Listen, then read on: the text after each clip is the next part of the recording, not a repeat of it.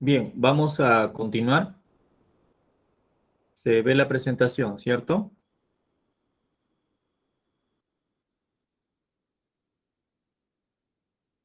Sí, maestro, sí se ve. Ok. Bien, entonces continuamos. Vamos a pasar ahora a la otra división de las plantas que estamos explicando, que son las plantas ya de tipo fanerógamas que presentan semillas.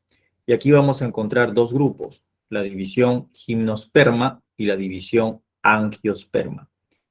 En la división gimnosperma vamos a encontrar plantas que presentan semillas, pero sus semillas están desprotegidas. Estas semillas son conocidas como semillas desnudas, porque no se encuentran dentro de un fruto, como si lo poseen las otras plantas que vamos a ver después, que son las angiospermas. Gimnos significa descubierto, desnudo, desprotegido. Esperma significa semilla, semilla desnuda, semilla desprotegida. Estas plantas presentan unos órganos reproductores que parecen o toman el aspecto de unas piñas, como vemos acá, ¿ya? Estas estructuras que parecen piñas, pero que son órganos reproductores, están formados por unas hojas que se llaman carpelos, pero los carpelos o las hojas de estos órganos reproductores no se unen, no se fusionan, ¿no? Como es el caso, por ejemplo, del pino, que es una planta típica y característica de esta división. En cambio, en una planta que nosotros vemos normalmente afuera, que tiene flores, cuando observamos la flor, vemos como una especie de botellita que se forma, ¿no? Que se llama pistilo, ¿ya? Y que constituye el órgano reproductor femenino de la planta, el pistilo. Pero eso es en la siguiente división, en la división angiosperma. En cambio, estas plantas gimnospermas han desarrollado los carpelos, pero no se han fusionado, no se han unido, ¿ya? Entonces, como no se han unido, sus órganos reproductores tienen los carpelos abiertos, ¿no? Los carpelos son estas hojas que ves acá, ¿ya? Te voy a mostrar. En estas plantas, ¿no? Aquí, mira, veo un órgano reproductor masculino y veo bueno, en este caso las hojas están abiertas, ¿no? Me refiero a estos carpelos de acá, ¿no? Esto es un cono femenino. Esto parece que estuviera cerrado, pero los carpelos no están unidos, están separados, ¿ya? Y adentro están los gametos femeninos, que son las oósferas.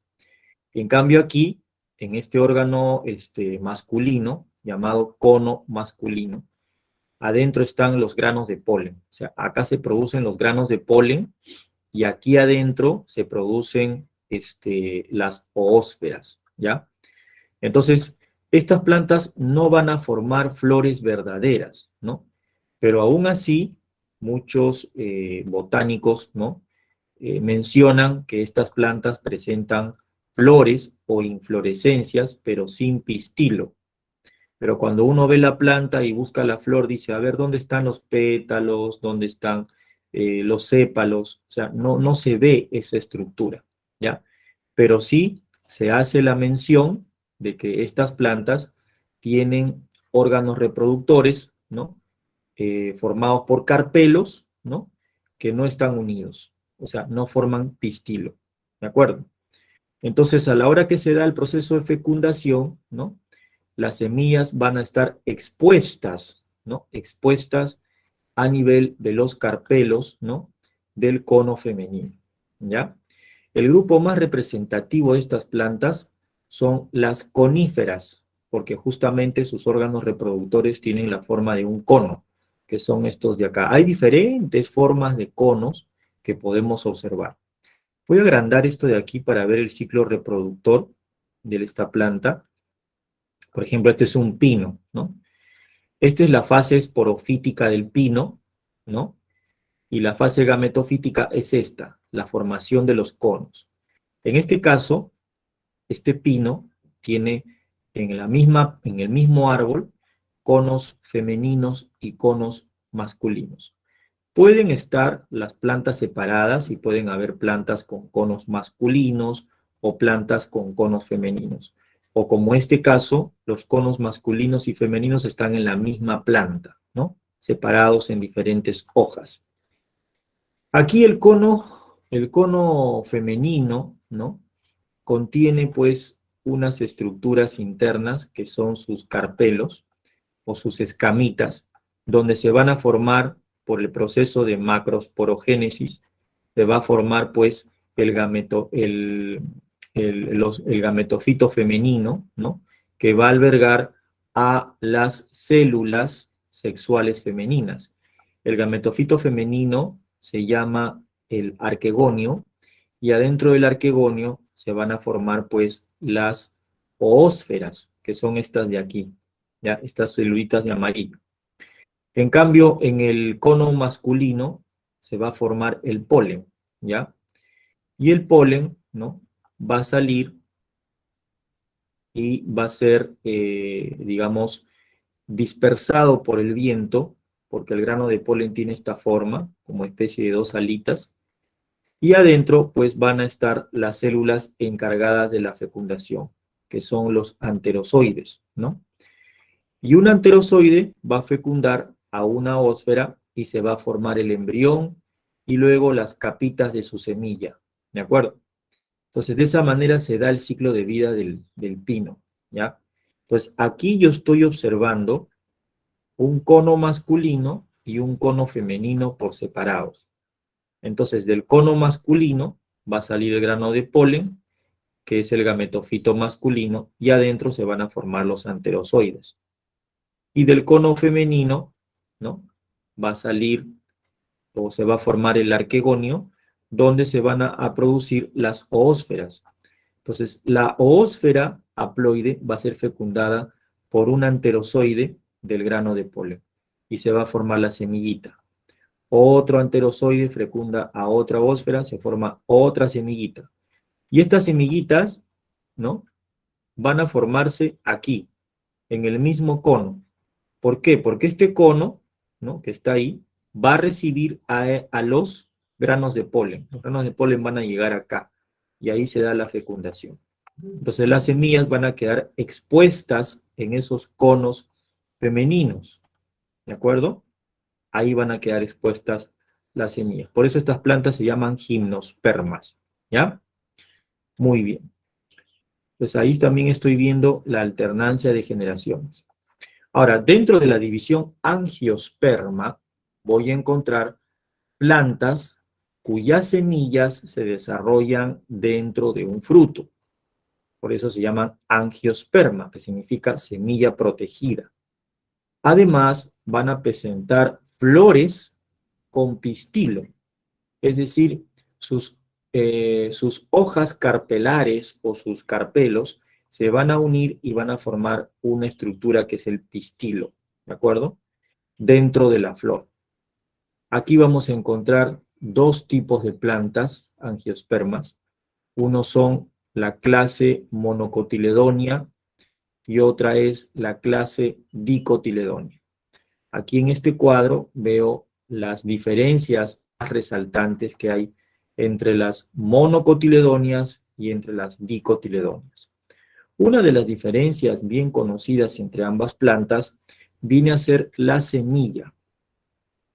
En el embrión de la semilla, ya voy a encontrar en las plantas monocotiledonias un solo cotiledón y en las dicotiledonias dos cotiledones. De ahí el nombre de monocotiledonias y dicotiledonias. Pero ¿qué cosa es el cotiledón? El cotiledón es una hoja embrionaria que almacena alimento dentro de la semilla y crece de una manera tal, ¿no? Donde todo ese alimento va a ir al embrioncito, que es este de acá. Entonces, el embriocito que desarrolla dentro de la semilla coge ese alimento, así como nosotros estamos dentro de nuestra placenta cuando somos bebitos. Igual, esta semillita adentro tiene un embrión que se alimenta o saca alimento del cotiledón que almacena el alimento. Entonces, en el caso, por ejemplo, del maíz, aquí, el maíz es una planta monocotiledónea que tiene en su semilla una sola hoja embrionaria que alimenta al embrión, que es el cotiledón.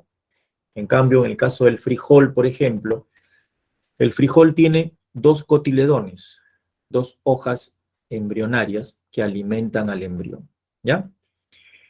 Después también hay otras diferencias en cuanto a las plantas mono y dicotiledóneas. ¿Cuáles serían las otras diferencias, como vemos acá?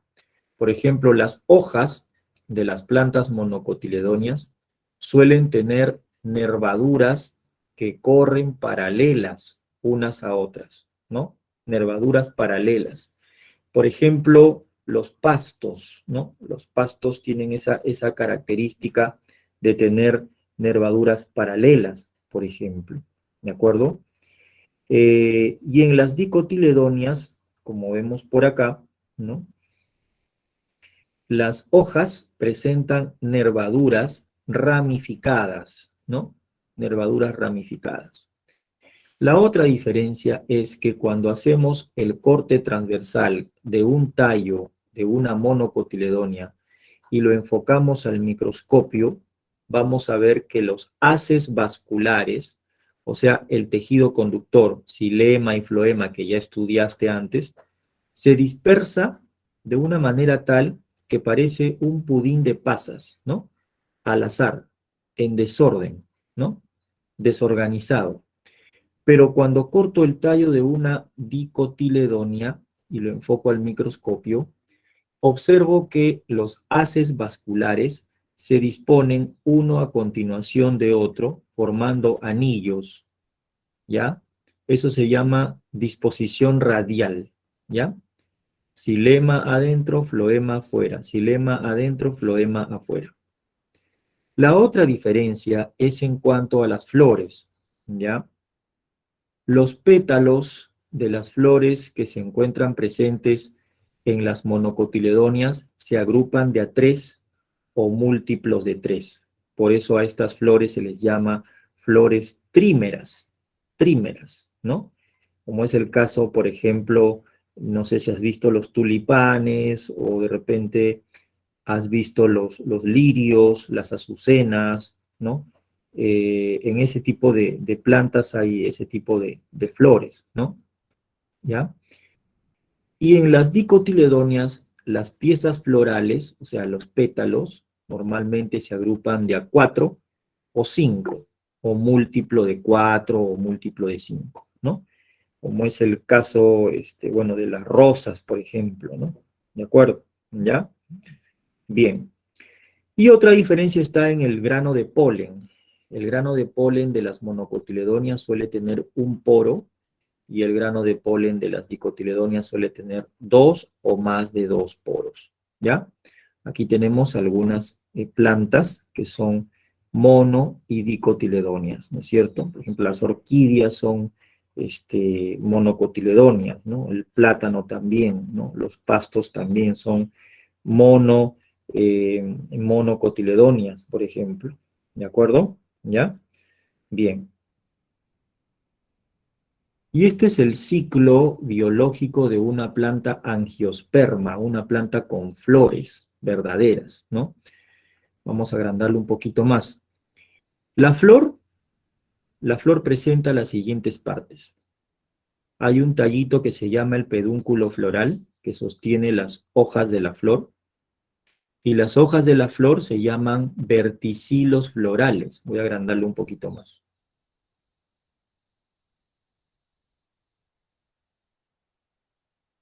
Acá está. Estas hojitas verdecitas que ves aquí se llaman sépalos y el conjunto de sépalos se llama cáliz, ¿ya?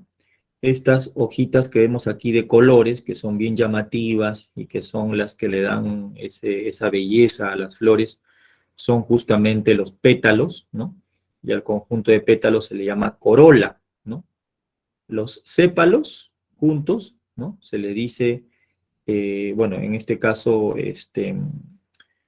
eh, al conjunto de sépalos y pétalos unidos se le llama perianto, ¿no? ¿De acuerdo? Pero al conjunto de sépalos propiamente dicho se le dice cáliz, que es el primer verticilo floral. En cambio, al conjunto de pétalos se le llama corola, que viene a ser el segundo verticilo floral. Ahora tú te preguntarás, ¿y cuál es el tercer verticilo floral y el cuarto verticilo floral? Porque son 4 verticilos florales. El tercer verticilo floral está formado por estas hojas, ¿no?, reproductoras masculinas, ¿ya?, que se llaman los estambres. Aquí hay 1, 2, 3, 4, 5, 6 estambres. Al conjunto de estambres se le dice androceo, ¿de acuerdo? Y el cuarto verticilo está formado por el gineceo. El gineceo es la parte femenina de la flor que está formada por varios pistilos. Y el pistilo es este.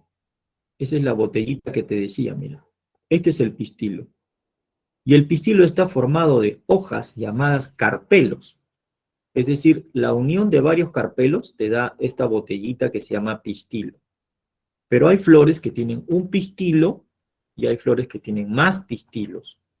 Al conjunto de pistilos se le dice gineceo, ¿ya?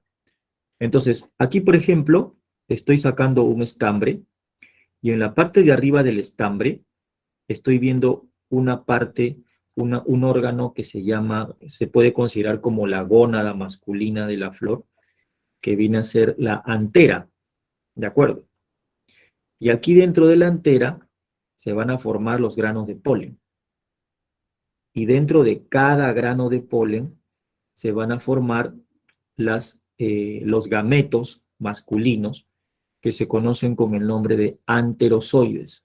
Esto ya lo hemos visto antes en el tema de reproducción, ¿no? Por un proceso de microsporogénesis, ¿no?, se van a formar los anterozoides dentro de cada grano de polen. Cada grano de polen tiene una célula del tubo que va a formar el tubo polínico y una célula generadora o generatriz que va a formar los 2 anterozoides o células espermáticas que le llaman, ¿ya? Eso se da ahí. Ahora, si yo saco el pistilo, abajo del pistilo, en esta parte de aquí, donde tú ves que es una parte bien abombachada, ¿no?, o la parte más desarrollada, aquí voy a encontrar una zona que se llama el ovario. Todo esto es el ovario, todo esto de acá. El ovario es como la gónada femenina, igual que en las mujeres. Dentro del ovario voy a encontrar un saco, ¿ya? ¿Ok? Bueno, acá han dibujado como 6. Voy a encontrar un saco que se llama el saco embrionario, ¿de acuerdo? Pero antes del saco embrionario hay otro saco que se llama rudimento seminal y muchos le dicen óvulo, ¿ya? En el ejemplo de aquí, esto de acá sería el ovario y estas bolsitas que están acá serían los óvulos o los rudimentos seminales. Y dentro de cada una de estas bolsitas voy a encontrar el saco embrionario, ¿ya? Dentro de ese saco embrionario se van a formar 8 núcleos sexuales. 8 núcleos sexuales, ¿ya? Y esos 8 núcleos sexuales son, por ejemplo, estos de aquí, ¿no? La oósfera, que aquí le han puesto óvulo, no se da el nombre de óvulo a la oósfera, se le llama oósfera o ovocélula. Vamos a encontrar 2 núcleos llamados sinérgidas, 2 núcleos polares, eso sí está correcto, y 3 núcleos que se llaman antípodas.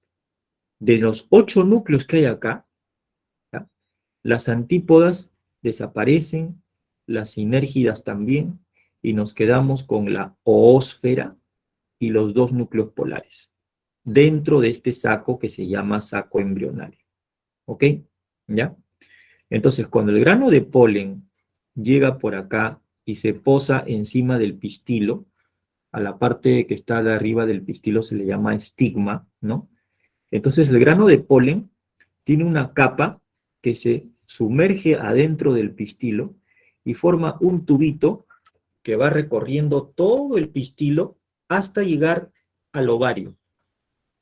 Ese tubo, que lo vemos aquí más largo, se llama el tubo polínico. Y justamente hace contacto ¿con quién?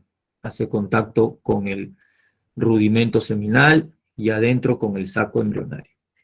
Tú dirás, ¿y para qué se forma este tubito? Este tubito, este tubo polínico, se forma para que por allí puedan circular los anterozoides que vienen del grano de polen. El grano de polen no se va a meter acá. El grano de polen es, es como un saco, ¿no? Un saco celular que se pega a la estigma del pistilo y de ahí recién las capas del grano de polen se meten adentro y forman un tubito, que es el tubo polínico. Entonces, por ahí van a entrar los anterozoides, que son más chiquitas, que son las células masculinas. Esos núcleos sexuales masculinos van a llegar hasta acá, ¿no? ¿De acuerdo? Al llegar acá, ¿no? Un anterozoide va a fecundar a una oósfera del saco embrionario. Ahí hay una fecundación. Y después el otro anterozoide, porque son dos nada más, va a fecundar a los núcleos polares. O sea, se va a unir con los núcleos polares. ¿Ya? Por esta razón, entonces, si me permites enfocarte esto, un anterozoide o núcleo espermático se une a la oósfera, ¿de acuerdo? Y se forma el cigoto, que es la futura plantita, o sea, el embrión de la semilla. Y el segundo núcleo espermático o el otro anterozoide, que es lo mismo, se va a unir a los dos núcleos polares que se llaman los núcleos secundarios. Y se va a formar un tejido triploide. ¿Por qué triploide? Porque los núcleos secundarios, cada uno es haploide. El núcleo espermático es haploide. Como tengo tres, se forma un tejido triploide que se conoce como el albumen, ¿de acuerdo? ¿Ya? O endospermo. Este endospermo o albumen va a alimentar al embrión de la semilla. Profesor, pero las capas de la semilla, ¿cuáles serían? ¿Cómo se formarán? Usted dice que los dos anterozoides fecundaron a esas células adentro del saco embrionario. Las capas del saco embrionario desaparecen y te quedas con las capas del óvulo. Las capas del óvulo rodean al embrión y al endospermo y se forma la semilla. Esas son las capas de la semilla. Pero esto ha ocurrido dentro del ovario, ¿no es cierto? Entonces las capas del ovario, que son los carpelos, comienzan a rodear a la semilla y se forma el fruto que nosotros ya conocemos, ¿no? Entonces, por eso que cuando abres pues una manzana, tienes que cortar la cáscara, llegar a la parte de la pulpa y adentro están las semillas, ¿no es cierto? O cuando abres una naranja también, adentro están las semillas, o una pera, adentro están las semillas, o una papaya, adentro están las semillas, ¿no? Entonces, esas plantas, pues, que tienen fruto, han venido de una fecundación, de una doble fecundación, y son plantas angiospermas, porque tienen flores, ¿no? Con pistilo y todo, ¿de acuerdo? Bien, ¿me comprendiste esta parte? Porque aquí hay que explicarlo más detalladamente, ¿no? Pero con los gráficos que tenemos, al menos nos ayudamos un poco, ¿no? Y aquí justamente estamos tratando de explicar, ¿no? Eh, la reproducción que se da en estas plantas, ¿ya? Aquí hay otra pregunta, me dicen, ¿por qué se dice que las dicotiledonias a nivel del tallo presentan cambium es cambium, ¿ya? Asha, cambium, no es cambio, es cambium vascular, presentan cambium vascular. Y también dice en las monocotiledonias a nivel de la flor, puede ser múltiplo de 2, no, en este caso puede ser múltiplo de 3, ¿no?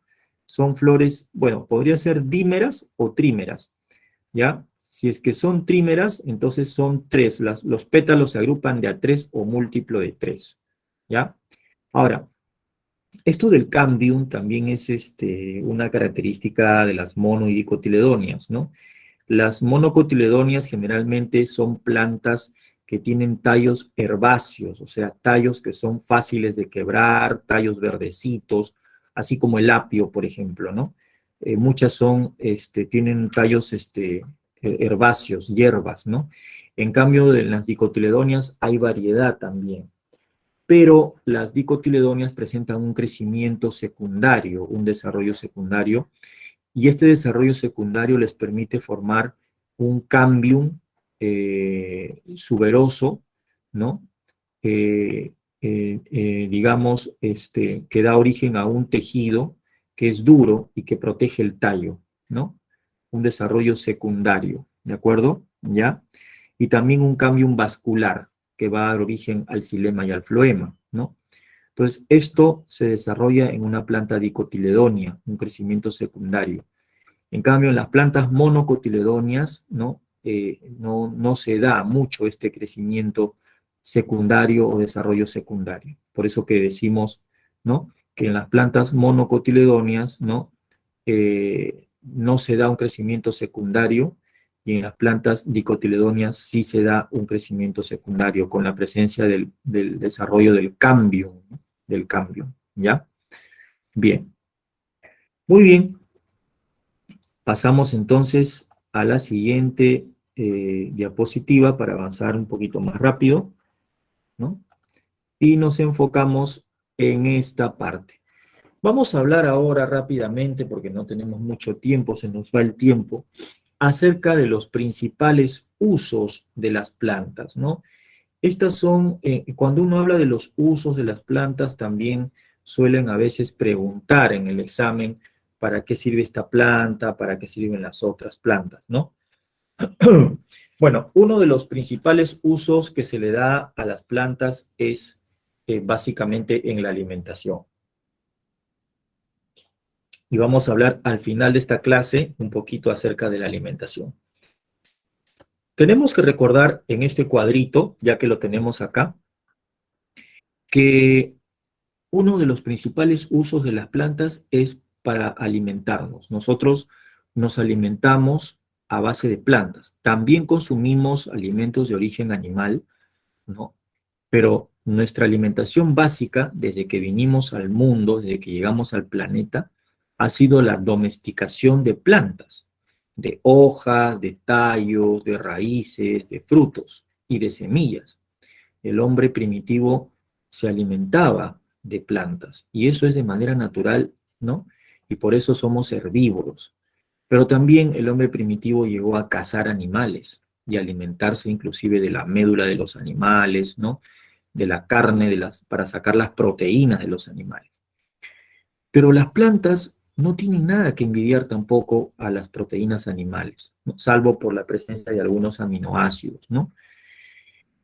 Pero por esta justa razón, nuestra alimentación no debe dejar de tener los nutrientes necesarios que nosotros encontramos en las plantas y que no encontramos en los animales. Y uno de ellos son las vitaminas, otro de ellos son los minerales y otro de ellos son los antioxidantes, que son muy importantes, ¿ya? Obviamente, las plantas, por el proceso de fotosíntesis, fabrican la molécula orgánica más abundante, que es la glucosa, ¿no? Y la glucosa es un monosacárido, un carbohidrato que va a polimerizarse, a formar otros carbohidratos más grandes como el almidón, ¿no? Y otros carbohidratos que nosotros vamos a ingerir en nuestra dieta, ¿ok? Ahora, es importante saber también de que eh, los almidones, las vitaminas, las sales minerales, ¿no? Y las proteínas vegetales también se encuentran distribuidas en la planta, ¿no? En diferentes órganos.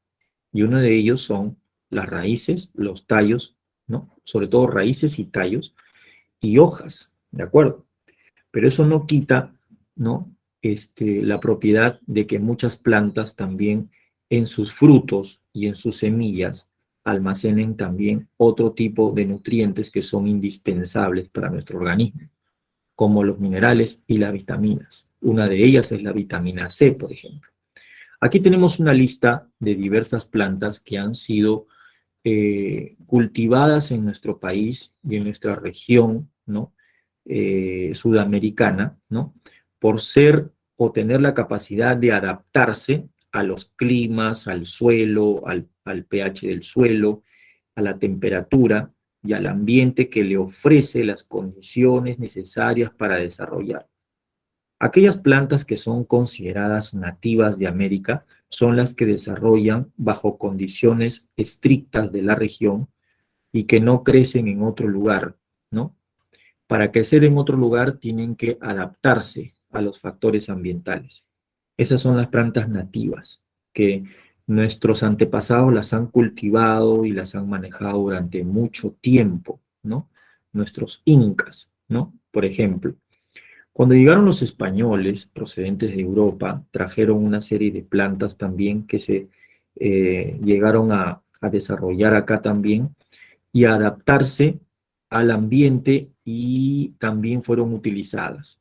Esas plantas se llaman introducidas, son las que vienen de otros lugares, se adaptan al ambiente de acá y crecen y desarrollan, ¿no? Y aquí tengo una lista, por ejemplo, repartido en los diferentes órganos, raíz, tallo, frutos, semillas, hojas y flores.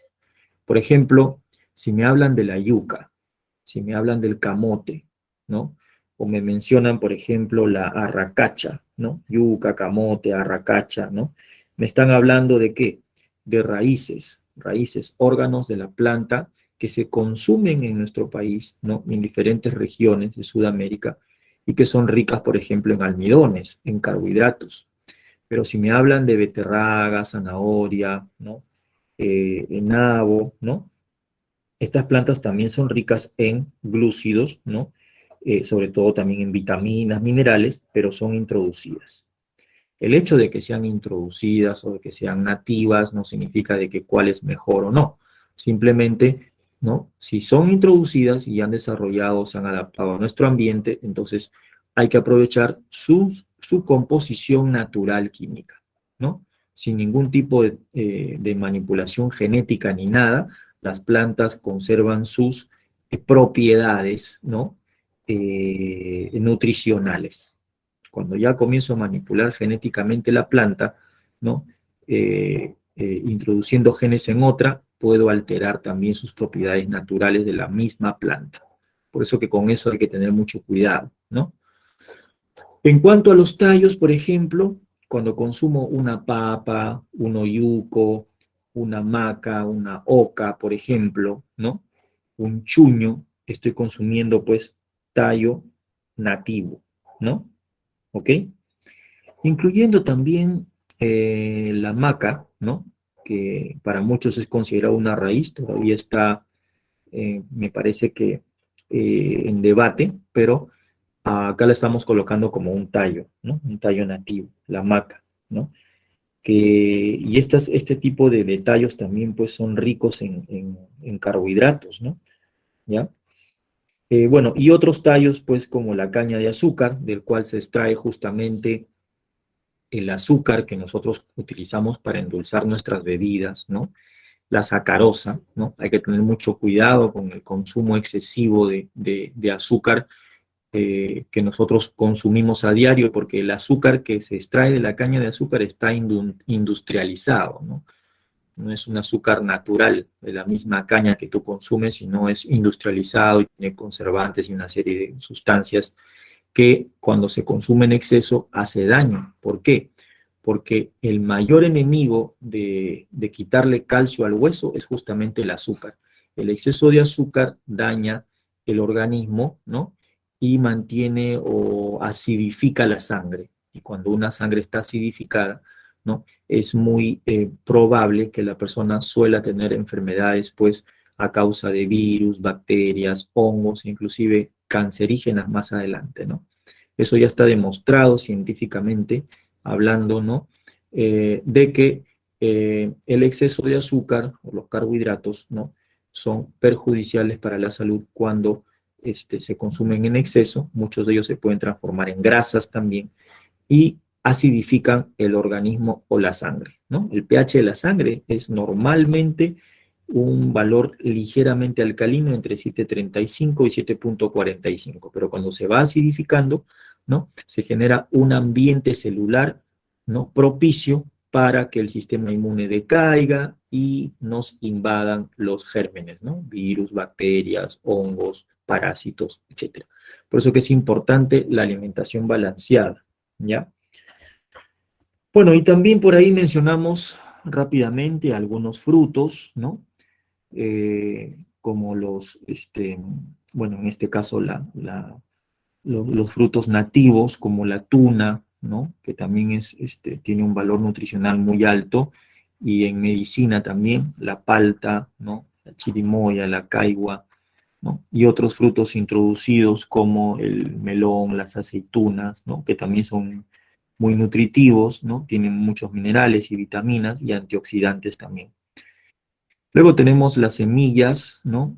Como el frijol, ¿no? El maíz, la quinoa y la kiwicha son muy importantes porque son semillas que ya se han manejado durante muchos años y se ha demostrado que no son las principales fuentes energéticas de nuestra salud, ¿no? Desde pequeños, desde niños, si nos alimentamos con esto, vamos a tener una gran resistencia a las enfermedades, porque también está demostrado que elevan el sistema inmunológico y son muy buenas para el consumo, ¿no? Igualmente la soya, ¿no? La avena, la cebada, que son semillas introducidas, también se utilizan en nuestra alimentación, igual que la lenteja, ¿no? Ricas en hierro. La soya es rica en proteínas, inclusive la soya se puede tomar como leche, ¿no? Como leche, una opción para las personas que son intolerantes a la lactosa, y una buena opción para poder ir dejando de lado las leches normales que nos venden en la calle, como la leche de tarro o la leche de caja, que es muy industrializada y tiene un alto contenido de grasas, ¿no? Y puede generar alergias también. En cambio, la leche natural de soya, almendras, se puede utilizar, por ejemplo, para una alternativa del consumo de leche, y rica en proteínas también, ¿no? Y después, pues tenemos las hojas y las flores, ¿no? Que también se utilizan para el consumo diario. Bien, entonces ese es el uso de las plantas en el aspecto alimenticio. Bueno, y ni qué decir, pues, del uso medicinal de las plantas, ¿no? Los conceptos modernos acerca de las plantas curativas empezaron, bueno, en otros países, en Europa, y desde entonces ha sido pues un progreso muy lento. Pero actualmente hay un resurgimiento muy interesado, sobre todo por las personas que vienen del extranjero. Esto es a veces el colmo, ¿no? O sea, nosotros siendo peruanos, por ejemplo, no valoramos nuestra flora, nuestra riqueza en plantas que tenemos, y a veces, bueno, el Estado no apoya mucho la investigación en este sentido, pero sí tenemos una fuente de recursos naturales botánicos muy ricos en plantas medicinales. Por eso muchos científicos vienen a Perú a investigar sobre las plantas medicinales, ¿no? Y el valor que tienen nuestras plantas medicinales está justamente en los principios activos. Una planta medicinal es aquella, ¿no?, que presenta principios activos que se pueden utilizar para mejorar la salud, para prevenir enfermedades y, sobre todo, mira, para prevenir enfermedades, ¿no? Y elevar la calidad de vida de la población. Si la población supiera de que existen diversas plantas medicinales que pueden hasta curar enfermedades a tiempo y pueden prevenir enfermedades, entonces pues las industrias farmacéuticas poderosas caerían, ¿no?, en cuanto a la venta de medicamentos. Ya no habría mucha gente en los hospitales, ¿no?, consumiendo tantas medicinas químicas, ¿no?, y muriendo en los hospitales por esto, ¿no? Las plantas medicinales son una buena opción, ¿no? Y son aspectos que se tienen que manejar justo junto con la medicina a la par, ¿no? Y no utilizar demasiados medicamentos químicos, que más es lo que dañan el hígado, el riñón, ¿no? Los órganos más importantes del cuerpo que otras cosas, ¿no? Por esa razón se hace uso de las plantas medicinales, ¿no? Existen diversos principios activos, como los aceites esenciales, las gomas, las resinas, los mucílagos, los alcaloides, los glúcidos, ¿no? Donde pues muchas de estas tienen propiedades diferentes. Por ejemplo, tenemos plantas como la manzanilla, que tiene un efecto relajante al sistema nervioso, ¿no? Tenemos también plantas cicatrizantes como la sábila, que también se usa inclusive para la cicatrización de las heridas, junto con la sangre de grado, por ejemplo, ¿no? El confrei, la col, ¿no? La sábila. También tenemos plantas que funcionan como antiinflamatorias, ¿no? El llantén y también como desinfectantes, ¿no? El llantén, la verbena. Otras que regulan la presión, ¿no? Por ejemplo, las que bajan la presión, ¿no? Son hipotensoras, ¿no? O en el caso, por ejemplo, del ajo, el ajo es muy utilizado para regular la presión, ¿no? Baja la presión, un poco la presión. El maíz morado, la maracuyá, el perejil, son plantas que se usan con un efecto hipotensor para bajar la presión. Y el quión sería lo contrario, una planta que regula la presión o que normaliza la presión arterial, ¿no? Y que eleva ligeramente la presión, ¿no? Que también es importante porque también eleva el sistema inmunológico. Otras que tienen un efecto litolítico, es decir, pueden disolver cálculos, ¿no? Cálculos que son acumulaciones de sales minerales en algunos órganos, ¿no? Como el riñón, por ejemplo, cálculos renales. Tenemos ahí la chancapiedra, ¿no? O el uso, por ejemplo, de la cáscara de papa, ¿no? Los frutos de tuna, las fresas, la uva, ¿no? También se puede utilizar para disolver los cálculos, inclusive renales o de la vesícula, ¿ya? Y otras que tienen un efecto muy maravilloso en cuanto a la precaución o prevención del cáncer, como son los antioxidantes y las plantas antimutagénicas, ¿no? Que protegen a la gente del cáncer, por ejemplo, ¿no? Es muy recomendable el consumo de la uña de gato, eh, de muchas familias de plantas, como por ejemplo las familias brasicáceas, ¿no? Que tienen propiedades antioxidantes, ¿no? Por ejemplo, entre ellas está la col, el brócoli, la coliflor, el nabo también, los rabanitos, y ni qué decir de la maca también, ¿no es cierto? Tienen efectos antioxidantes, ¿no? Muy bien, estas son las plantas medicinales. Bueno, y las otras aplicaciones también las conocemos, ¿no? A nivel industrial, por ejemplo, muchas plantas se usan, sobre todo su madera, para poder fabricar embarcaciones, ¿no? Para poder fabricar, o como leña también, ¿no? Eh, Muchas plantas utilizan, o muchas personas utilizan la madera de los árboles para la fabricación de muebles, que ya conocemos, ¿no? Y por eso justamente también muchas de ellas se encuentran a veces en peligro de extinción o en amenaza, ¿no? Como el caso del cedro, por ejemplo, ¿no? Es una planta que está en una situación ya no tan vulnerable, sino ya en vía de extinción por la tala que se hace de estas plantas a nivel de la selva, ¿no?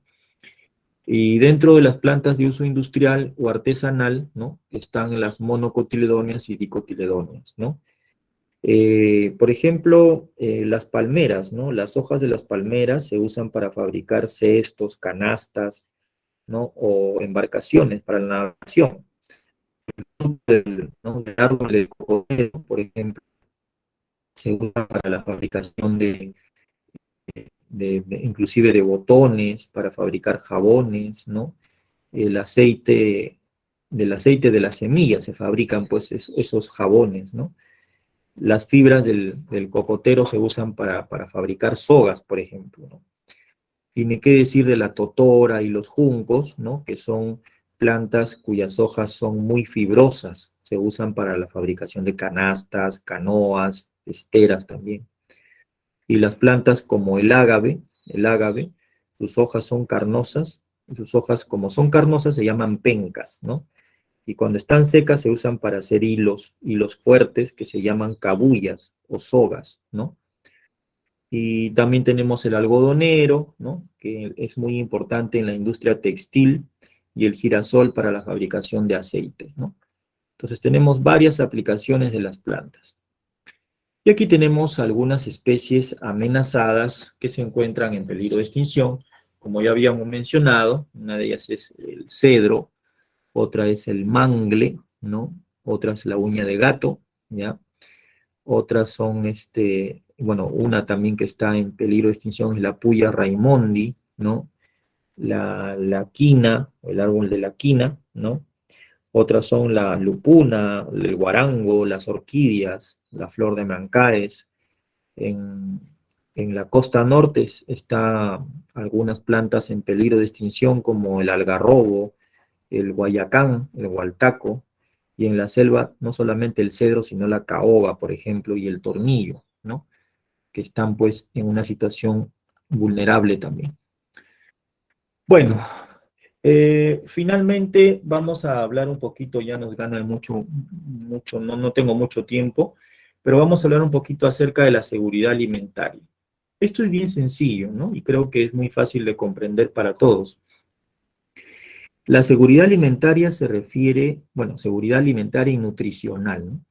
Se refiere básicamente a la capacidad que tiene un país para poder producir alimentos, alimentos que se consumen dentro del país, y también la capacidad de solvencia que tenga la población para acceder a estos alimentos. De nada sirve que haya alimentos y que la población no pueda acceder a los alimentos, ¿no? ¿Y por qué la población tiene que acceder? Tiene que acceder porque es un derecho, ¿no? El derecho humano de la alimentación, ¿no?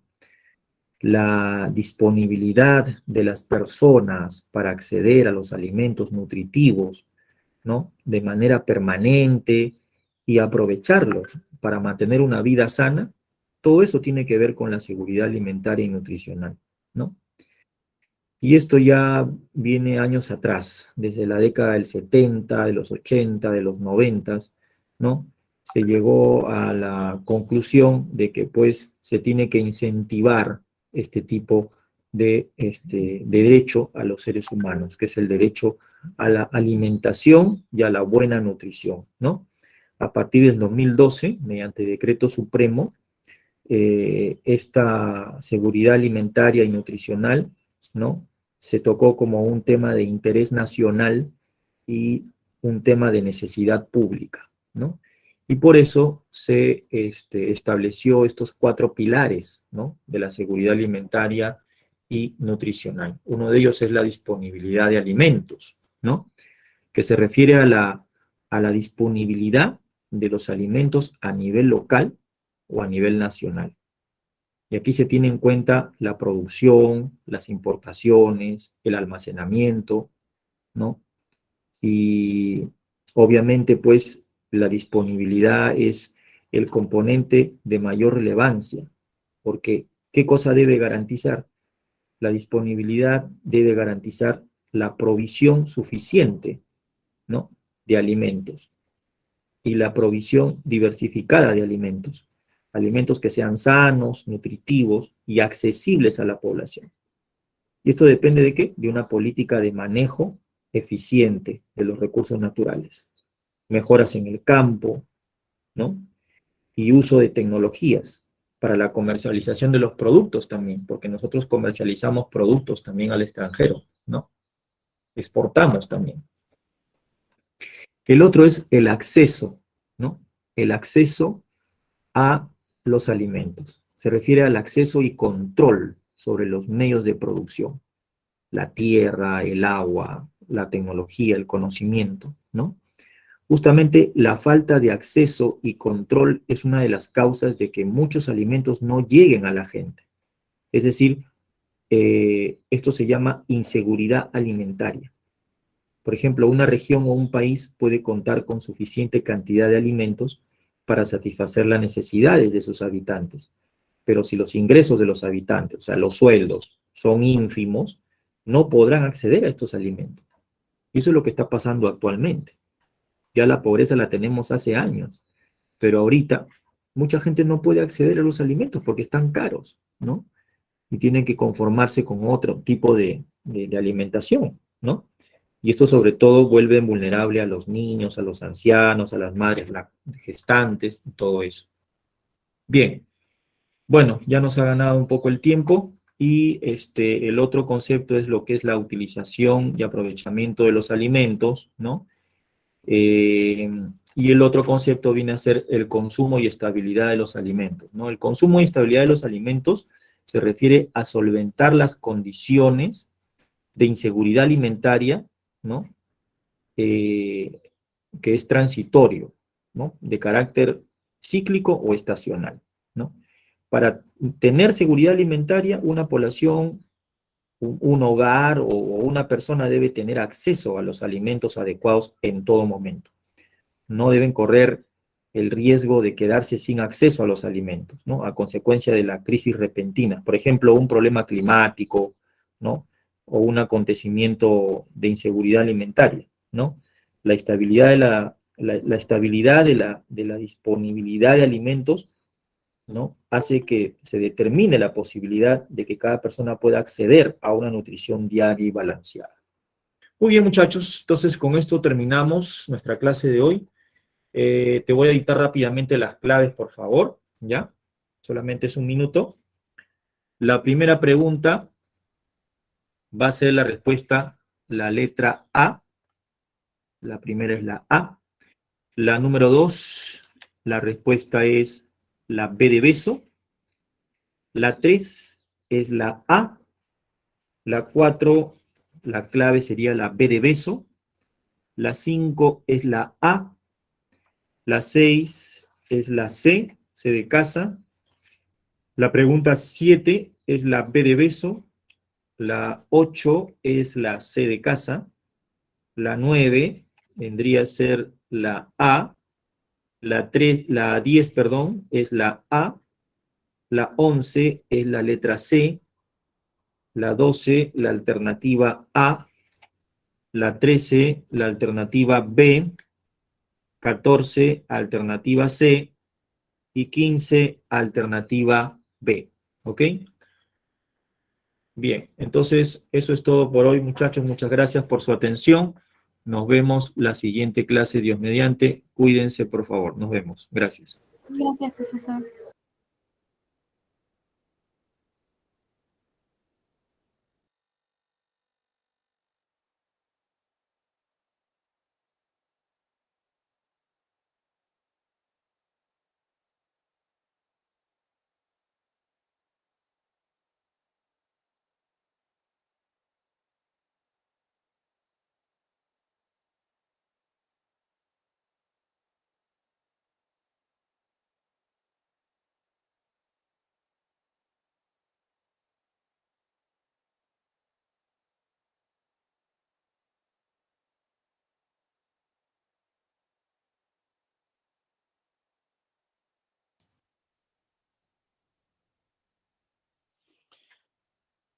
Muy buenos días, jóvenes. Les saluda el profesor de Química, José Manuel Churata Chávez. El día de hoy vamos a continuar con nuestras clases. Hoy nos toca desarrollar la semana número 15, lo que son hidrocarburos aromáticos.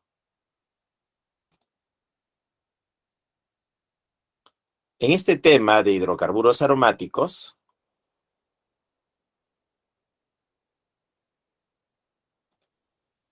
vamos a ver al benceno como el compuesto con el cual vamos a trabajar, porque él es el compuesto más estudiado dentro de lo que son los compuestos aromáticos.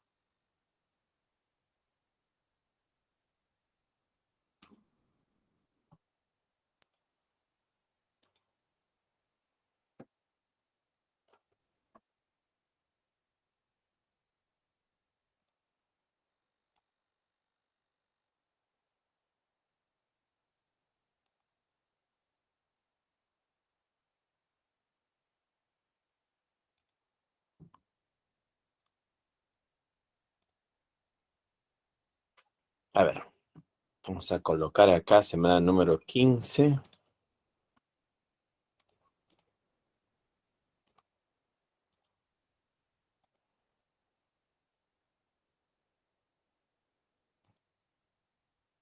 Ahí está. Semana número 15, el tema a desarrollar es compuestos aromáticos, alcoholes y éteres. Les comentaba que los compuestos aromáticos, el más estudiado es el benceno, pues, ¿no? El benceno. Para hacer un compuesto aromático debe reunir ciertas características. Una de las características es que debe ser de cadena cerrada, ¿no? Es una estructura de cadena cerrada, cíclica se podría decir, que va a ser de geometría plana, es una segunda característica, su geometría tiene que ser plana, y se observa que también debe cumplir con una regla conocida como la regla de Huckel.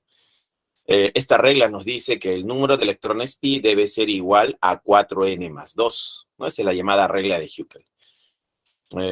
Si n vale 1, sería 1 por 4, 4, más 2 serían 6. Entonces debe haber en la cadena cerrada 6 electrones tipo pi. Eso significa que deben haber tres enlaces dobles en esta cadena cerrada. Además, estos dobles enlaces deben encontrarse en forma alternada. Doble, simple, doble, simple, doble, simple. ¿Ya? Entonces, en el caso del benceno, tiene 6 carbonos en la cadena cerrada y tiene 3 enlaces dobles. ¿Ya? Entonces, sí cumple con la regla de Huckel. Es de geometría plana. Profesor, ¿y usted cómo sabe que es de geometría plana? Ah, esa es una buena pregunta, ¿no? Sabemos que es de geometría plana por el tipo de hibridación que tiene el átomo de carbono. El átomo de carbono tiene una hibridación sp2. Recuerda que tiene enlace doble, pues, ¿no? Entonces el carbono con enlace doble tiene hibridación sp2. Y si analizamos los 6 átomos de carbono, en el caso del benceno, vamos a ver que sus 6 átomos de carbono tienen hibridación sp2. Y eso garantiza que los 12 átomos del benceno están en el plano. Entonces tiene geometría plana, ¿ya? Entonces vamos a decir que la geometría del benceno va a ser plana. Cumple con la aromaticidad, tiene resonancia. Vamos a decir que el benceno tiene 2 estructuras resonantes. Ahorita vamos a ver cómo son estas estructuras resonantes. Muy bien. Una vez que hemos terminado con el benceno y los compuestos aromáticos, vamos a pasar a lo que son los alcoholes, luego los éteres y luego los ejercicios de aplicación. Bienvenidos al curso de química, jóvenes. ¿Ya? Entonces vamos a dar inicio a nuestra clase.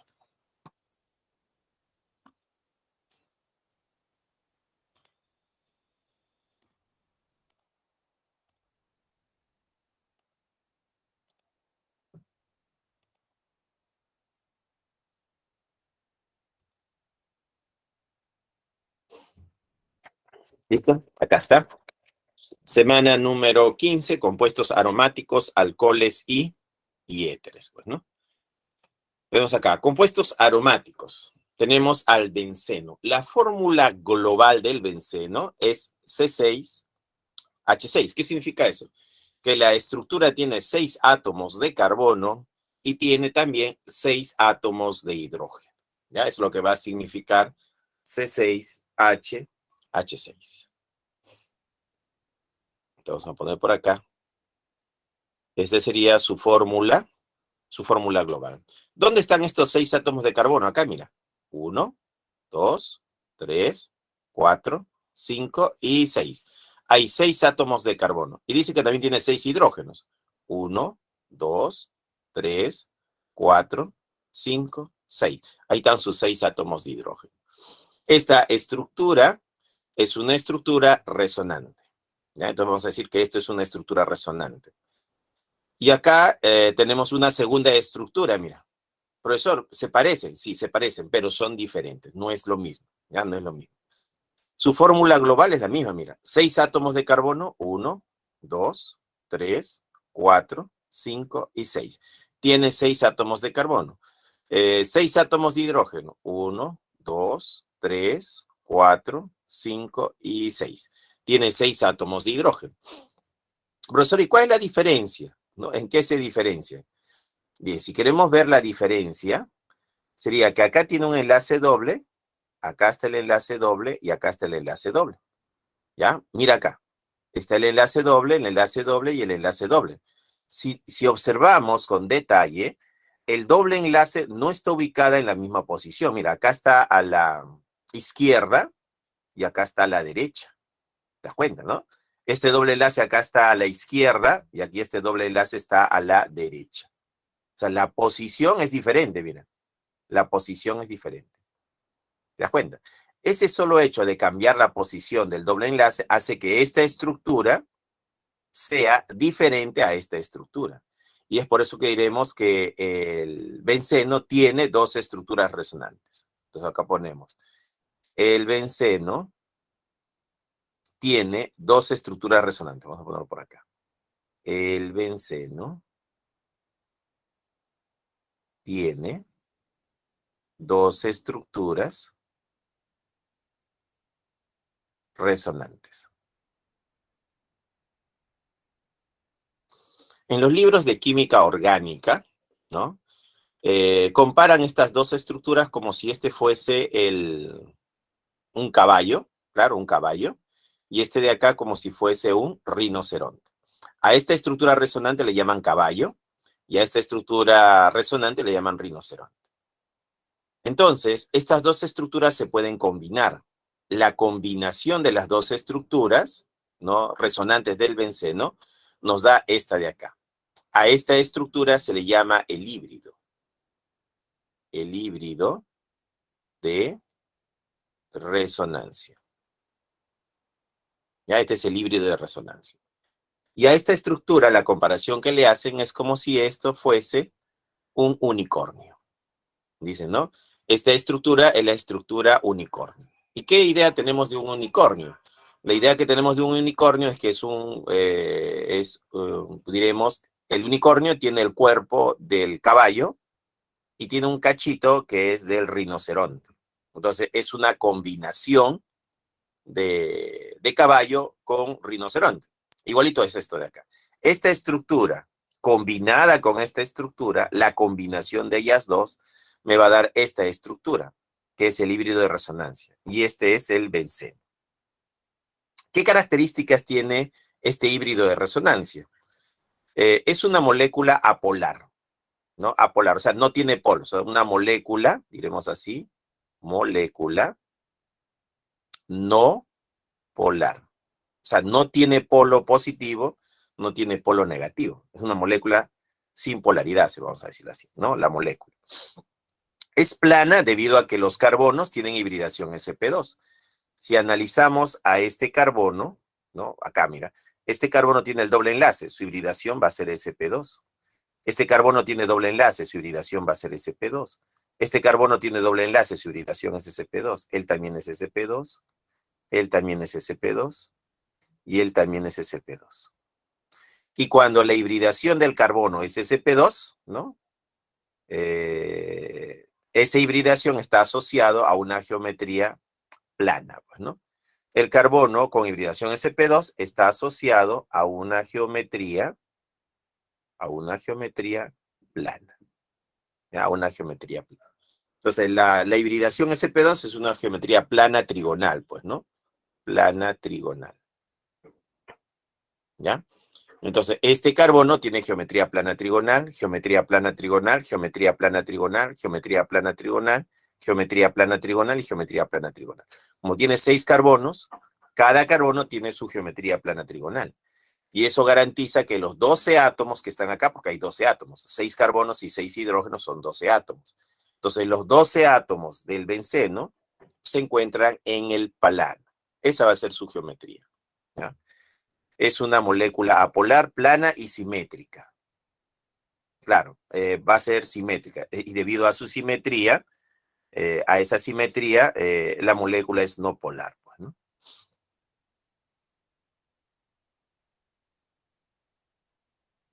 Seguimos. Debe cumplir con la regla de Huckel. ¿Qué dice la regla de Huckel? La regla de Huckel nos dice que el número, este es el número, de electrones pi debe ser igual a 4n más 2. Entonces acá tenemos nuestra formulita. Bueno, esta es una regla, pues, ¿no? Ahí está. El número de electrones pi es igual a 4n más 2. Donde n es igual, ¿no? Donde n puede ser 1, 2, 3, un número entero, pues, ¿no? Ejemplo, en el caso del benceno, el número de electrones pi sería igual a 6. Eso sería igual a 4n más 2. De acá deducimos que n vale 1, es un entero. Entonces cumple la regla de Huckel, ¿no? Va a cumplir con la regla de Huckel. Entonces podemos decir que el compuesto es aromático, pues, ¿no? Claro. Bueno, ese sería el caso del benceno.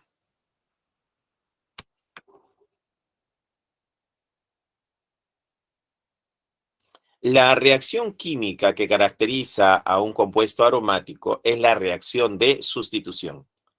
¿Ya? Esa va a ser la reacción química que va a caracterizar a un compuesto aromático. La llamada reacción de sustitución. ¿Ya? Es la reacción de sustitución.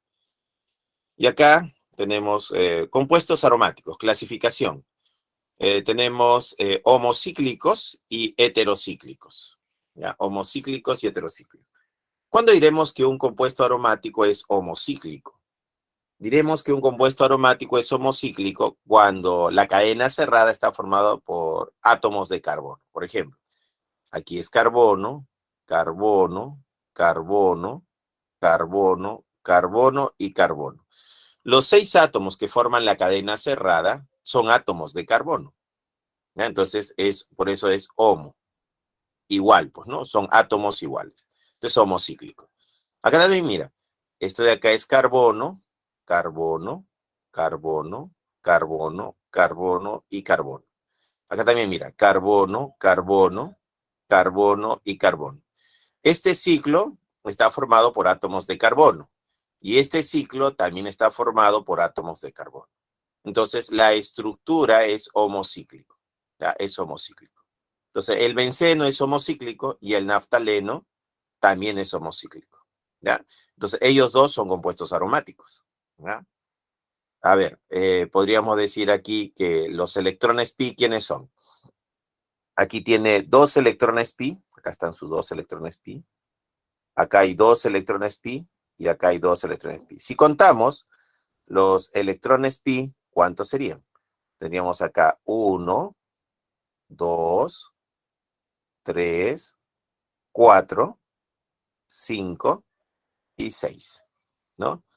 Tiene 3 enlaces pi y tendría 3 por 2 igual a 6 electrones tipo pi, ¿ya? 6 electrones tipo pi. Y en este caso tenemos acá también los enlaces pi. Entonces acá tenemos enlace pi, enlace pi, enlace pi. Acá hay 3. Acá hay uno más 4 y acá hay uno más 5. En total hay 5 enlaces pi. Entonces, como acá tengo 5 enlaces pi, yo diré, tiene 5 enlaces tipo pi. Entonces, 5 por 2 sería igual a 10 electrones pi. Entonces, cumple, ¿no? Cumple con la regla de Huckel. Entonces, los dos son compuestos aromáticos. Ahora, ¿qué nos decía la regla de Huckel? La regla de Huckel nos decía que el número de electrones pi es igual a 4n más 2, pues, ¿no? Si n es igual a 1, entonces, ¿no? 1 por 4, 4 más 2 son 6. Entonces, el número de electrones pi sería igual a 6. Pero si n es igual a 2, ¿no? El número de electrones pi sería igual. 2 por 4, 8 más 2, 10. Entonces, eso me da 10. Cuando es 6 es caso del benceno, pues, ¿no? Ese es el caso del benceno. Cuando es 10, caso del naftaleno, ¿no? Ese es el naftaleno. Lo tenemos al benceno y tenemos al naftaleno. Cumple con la regla de Huckel. Bueno, y esos serían los compuestos aromáticos llamados homocíclicos, ¿no? Ellos son los homocíclicos. ¿Por qué se le llama heterocíclico? Se le va a llamar heterocíclico porque tiene un átomo diferente en el anillo, pues, ¿no? Acá mira, carbono, carbono, este es el anillo, y acá es nitrógeno, carbono, carbono. Como te das cuenta, el anillo, que es esta cadena cerrada, tiene un átomo diferente al carbono. Y por este nitrógeno, debido a este nitrógeno, vamos a decir que es un heterocíclico. Entonces, debido a este átomo de nitrógeno, diremos que es hetero. Ya, hetero, diferente, ¿no? Hay un átomo diferente en el anillo. Igualito acá. Tenemos carbono, carbono, carbono, carbono, carbono, ¿no? Ahí están los átomos de carbono y tenemos al nitrógeno. Entonces tenemos acá la llamada piridina, pues, ¿no? Esta es la piridina. Entonces la piridina es un hetero un heterocíclico, pues, ¿no? La piridina es un heterocíclico. Porque hay un átomo, que en este caso es el nitrógeno, que es diferente a los demás, que son átomos de carbono. Y por eso se le llama heterocíclico, ¿ya? Heterocíclico.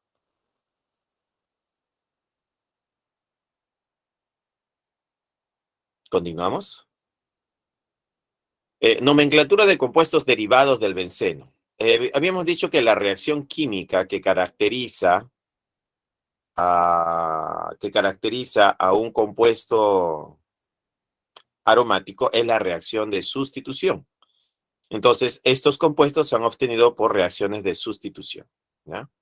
Por eso dice anillo mono sustituido. Significa que han sustituido un átomo de hidrógeno por un R, pues, ¿no? Sustituyente inorgánico. Puede ser el clorobenceno, por ejemplo, ¿no? El clorobenceno, el bromobenceno o el nitrobenceno. Entonces, ahí el nombre ¿no? del sustituyente es cloro, bromo o el grupo nitro, pues, ¿no? Clorobenceno, bromobenceno o nitrobenceno.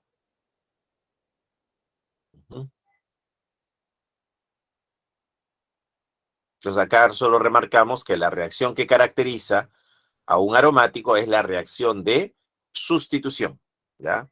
Entonces, ¿qué reacción química caracteriza a un compuesto aromático? La reacción de sustitución. Así hemos logrado obtener estas estructuras, ¿no? El clorobenceno, bromobenceno y nitrobenceno. ¿Seguimos? Nomenclatura de compuestos derivados del benceno, sustituyentes orgánicos, pues, ¿no? Tenemos acá al metilbenceno, al etenilbenceno, al hidroxibenceno, pues, ¿no? Al metilbenceno también se le conoce con el nombre de tolueno, ¿no? Tolueno. Entonces, metil sería este H3, pues, ¿no? Este H3 es para nosotros el metil.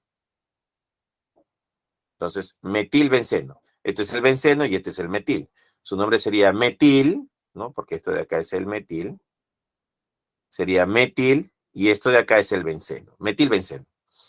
Pero también le puedo llamar tolueno. ¿Y qué cosa es el tolueno? El tolueno es todo. O sea, si yo analizo todo esto como una matriz, yo podría decir que yo quiero trabajar con toda la estructura. Entonces, a toda esta estructura, esta matriz, se le va a llamar tolueno. Ya todo es el tolueno. El benceno más el H3. Entonces, a toda esta estructura se le llama tolueno. Ya, ese es el tolueno. ¿Qué tenemos acá? Etenilbenceno. Claro, acá hay dos carbonos, y esto de acá viene a ser el etenil, pues, ¿no? Esto de acá sería el etenil. Y acá tenemos al anillo aromático, que sería el benceno, etenilbenceno, pues, ¿no? Pero a toda la estructura, si yo quiero darle un nombre conocido, ¿no? Muy conocido esta estructura, toda esta estructura se puede llamar que es una matriz, ¿no? Y esta matriz se va a llamar estireno. O sea, a todo le vamos a llamar estireno. ¿Ya? Todo es el estireno. Entonces acá hay dos formas de nombrarlo. Como sustituyente, esta estructura de acá, que sería el etenil y el benceno. Etenil-benceno. O la otra forma de nombrarlo es todo como una sola unidad. Le vamos a llamar una matriz. Esta matriz se va a llamar estireno. ¿Ya? Igual ocurre acá, mira. Aquí tenemos al OH, ¿no?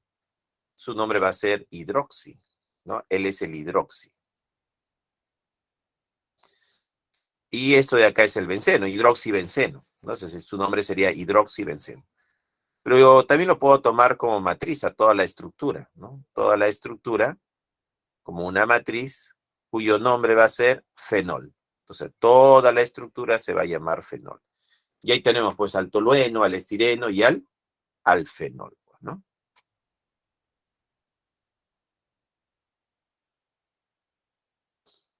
Por eso tengo que memorizar estas estructuras. Bueno, estas tres sí hay que estudiarlas, ¿no? Tolueno de memoria es el benceno con el Che3. Ya, eso hay que memorizarlo. El estireno también es el benceno con Che, doble enlace Che2, ¿no? Él es el estireno. Y el fenol es el benceno con el OH. Él también hay que memorizarlo, ¿no? Hay que memorizar esas tres estructuras. Porque nos va a servir más adelante como matrices, ¿ya? Las matrices. Bien, seguimos.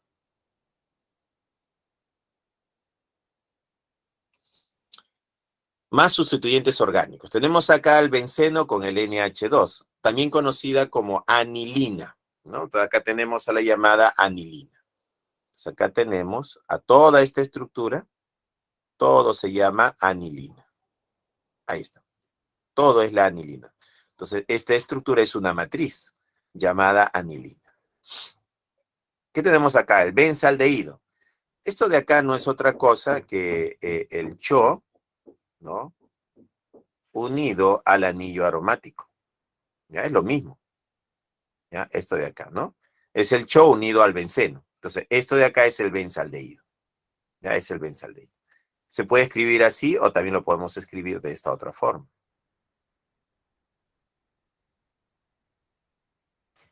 ¿No? Carbono, doble enlace oxígeno, enlace hidrógeno. Entonces, esto de acá es el benzaldehído, ¿no?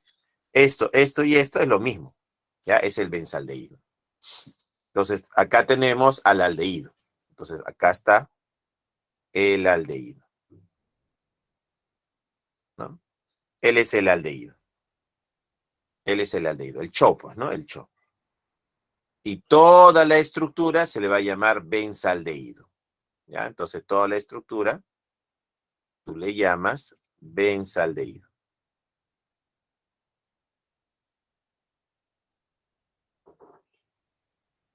¿Ya? Es el benzaldehído.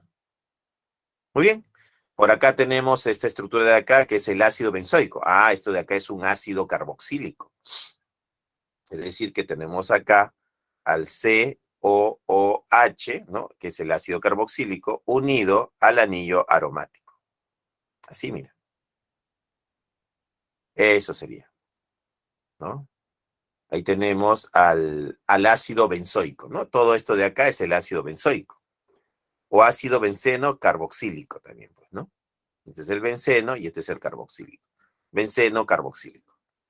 Y él sería el ácido benzoico.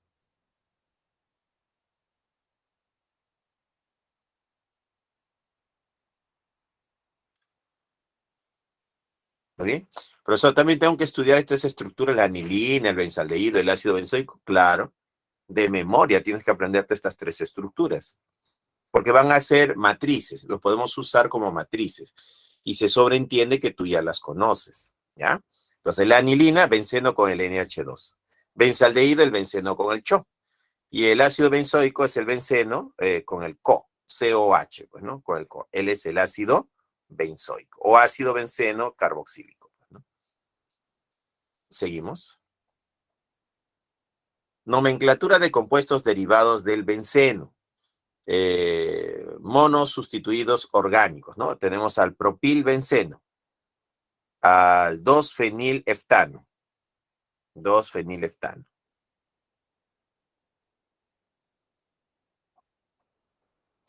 1-fenilbut-1-eno, ¿no? Ahí tenemos la nomenclatura de compuestos derivados del benceno, pues, ¿no?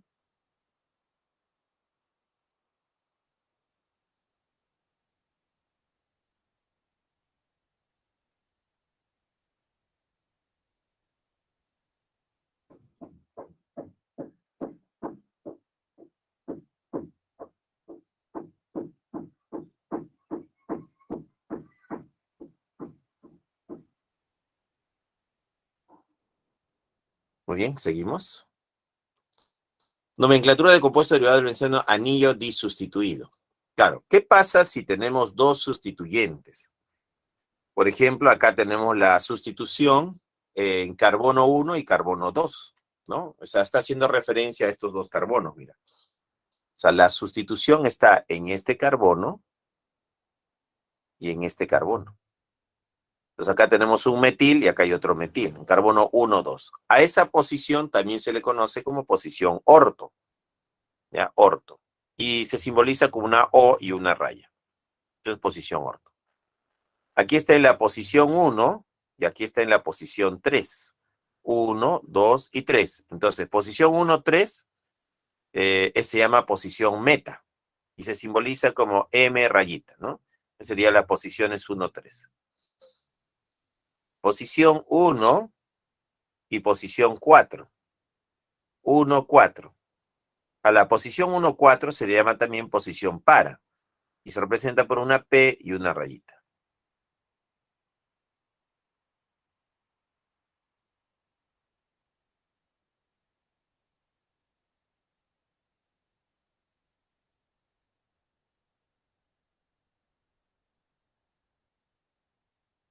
¿Ya? Esa sería posición para. Posición 1 y 4. ¿Ya? Y se representa con la letra P. P y una rayita. Entonces yo puedo reemplazar estos números 1,4 por la letra P. Y debo entender que están los sustituyentes en la posición 1 y en la posición 4. Eso es lo que va a significar. Ahora, esta nomenclatura de orto, meta, para, solo se aplica a disustituidos. Si tengo una estructura con 3 sustituyentes, no lo puedo usar. Ya no lo vamos a usar para estructuras con 3 sustituyentes o 4, pues, ¿no?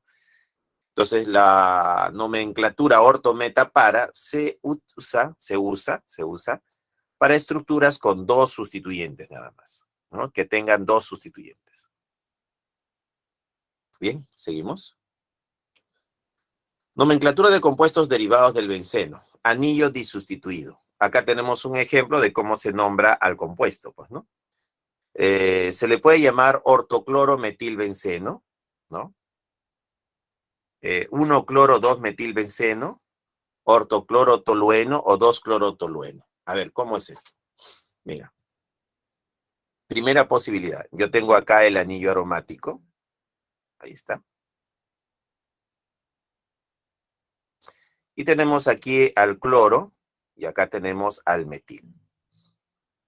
A ver, ¿cuál ha sido el criterio acá? Dice ortoclorometilbenceno. La cadena principal es el benceno, ¿no? Cuando tomo de cadena principal al benceno, me está indicando que la cadena principal sería esto de aquí, ¿no? Esto de acá sería mi cadena principal. El benceno. Ya, eso es lo que está señalando, ¿no? El benceno como cadena principal. Entonces, él se convierte en sustituyente, él sería el cloro y él sería el metil, ¿ya? Si yo cuento esto como carbono 1, sería 1,2, ¿ya? Sería 1,2. Y si cuento él como 1, esto sería 1,2. Me da lo mismo. Si voy de arriba hacia abajo, o voy de abajo hacia arriba, la numeración es la misma. 1, 2, 1, 2. Entonces, como la menor numeración no me está ayudando a tomar una decisión, voy por el orden alfabético. Y por orden alfabético, la letra C y la letra M, ¿no? ¿Quién tendría la prioridad? Y la prioridad lo tiene la letra C. ¿Ya? Entonces, la letra C tiene la prioridad y el metil no, pues, ¿no? Entonces, se considera esta numeración de acá, 1, 2. Comenzamos por acá arriba, sería 1, 2. 1, 2. Entonces, en posición 1 está el cloro y en posición 2 está el metil. Entonces, su nombre va a ser 1-cloro, ¿no? Su nombre va a ser 1-cloro, 2-metil, benceno. ¿Ya? Y acá está, mira, 1-cloro, 2-metil, benceno. Hemos construido este nombre. Pero la posición 1 y 2, ¿no? También se puede reemplazar, ¿no? Estos sustituyentes que están en posición 1, 2, en la posición orto. Y su nombre sería orto, cloro, metil, benceno. Orto, la O de orto, ortocloro, metilbenceno. Y este sería este nombre de acá. ¿Listo? Entonces, ahí tenemos los dos primeros nombres, que están tomando como base, ¿a quién? Al benceno, ¿no? El benceno sería mi cadena principal. En el segundo caso, acá está tomando como cadena principal al tolueno. Entonces, ¿quién es el tolueno? El tolueno viene a ser el benceno, acá está, unido al H3. Él es el tolueno. Y acá está el cloro. Entonces, está tomando como cadena principal al tolueno. Esta es nuestra matriz. ¿Ya? Entonces, acá yo tenía que saber que este benceno con el H3, todo eso se llama tolueno. ¿Ya? Cuando se toma de matriz al tolueno, automáticamente este carbono que está unido al metil, ¿no? Este carbono unido al metil, se convierte en el carbono número 1. ¿ya? Porque hemos escogido al tolueno como matriz. Si él es el carbono 1, este de acá va a ser el carbono 2. Entonces su nombre va a ser 2-cloro-tolueno. Entonces de acá sale el nombre 2-cloro-tolueno. ¿Ya? ¿Qué sería este nombre de acá, no? 2-cloro-tolueno. Ahí está el tolueno. Y en la posición 2 está el cloro, ¿no? 2-cloro-tolueno. ¿Ya? Ahora, como la posición 1, 2 es la posición orto, podemos reemplazar en lugar de 2, ¿no? Poner 2, para indicar que el cloro y el metil están en posición orto, pues, ¿no? Entonces de ahí viene el nombre ortocloro-tolueno, ¿no? Porque están en la posición 1, 2 los sustituyentes. Entonces su nombre también es ortocloro-tolueno. Y sería este nombre de acá.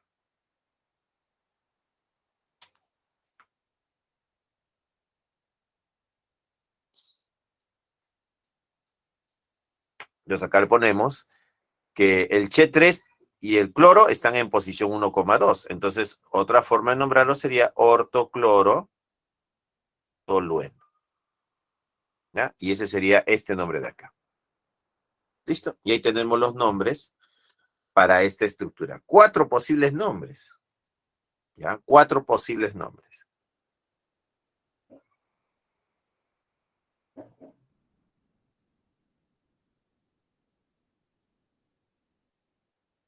¿Listo? Seguimos. Otro ejemplo. Acá tenemos nuevamente al tolueno y al grupo nitro, pues, ¿no? Entonces nosotros podemos decir acá que tomamos de cadena principal al benceno. Puede ser el benceno, pues, ¿no? Aquí está. El benceno. Y acá tenemos al Che3. Y acá tenemos al grupo nitro. Al NO2. Entonces, nuestra cadena principal ahora va a ser el benceno, pues, ¿no? Vamos a escogerlo como cadena principal al benceno. Entonces, el benceno es mi cadena principal. Y esto de acá es el metil. Y esto de acá es el grupo nitro. Ahí está. Entonces, si comenzamos a contar por acá, este sería el carbono número 1. Y el 2, y el de acá sería 3, sería 1,3. 1, 2 y 3. Y si contamos por acá, sería 1, 2 y 3, sería 1,3. 1, 3, 1, 3, ¿no? Los dos están en posición 1, 3. Entonces la regla de la menor numeración no me está ayudando. Entonces pasamos al orden alfabético. A, B, C, D, bueno, M, N. Primero va la M y luego va la N, ¿no? M, N. Entonces, viendo el orden, la M va primero. Entonces quiere decir que este carbono debe ser 1, y este debe ser 2, y este debe ser 3. O sea, comienza por acá y no por acá. ¿Ya? Entonces, ¿por qué hemos decidido comenzar por acá, por este carbono? Por el orden alfabético. Entonces su nombre va a ser, ¿cuál va a ser su nombre? 1-metil, 3-nitro, 3-nitro, benceno. Ese va a ser su nombre. Acá está, 1-metil, 3-nitro, benceno, ¿no? La cadena principal es el benceno. Y tenemos este nombre de acá. Pero la posición 1,3 también es conocida como posición meta. Ya, meta. Entonces, 1,3 sería meta, metil, ¿no? Metametil, nitro, benceno.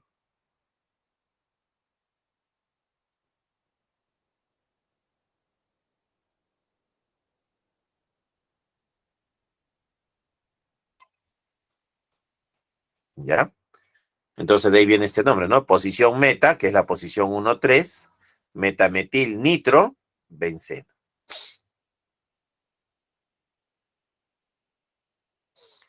Ahora, si tomo de base al tolueno, que viene a ser el benceno con el Che3, ¿no? Entonces acá yo diría, yo también podría tomar de referencia, ¿no? Al benceno, ahí está, unido al Che3, y por acá que está unido al grupo nitro, pues, ¿no? Entonces nosotros podríamos decir que todo esto de acá, ¿qué cosa viene a ser?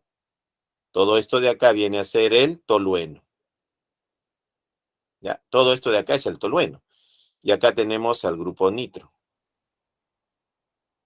Automáticamente este carbono se convierte en 1. Este sería 2 y este sería 3. Su nombre sería 3-nitrotolueno. Y acá está, mira, 3-nitrotolueno. Como está en posición 1,3, su nombre también sería metanitrotolueno. Porque estamos tomando de matriz o cadena principal al tolueno, ¿no? Entonces su nombre es metanitrotolueno o 3-nitrotolueno.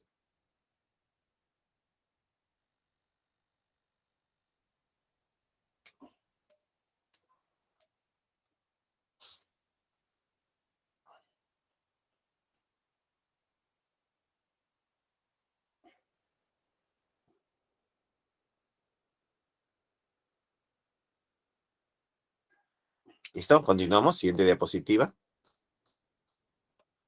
Y este sería para el caso para, la misma idea. Lo único que hemos cambiado por el bromo ahora, pues, ¿no?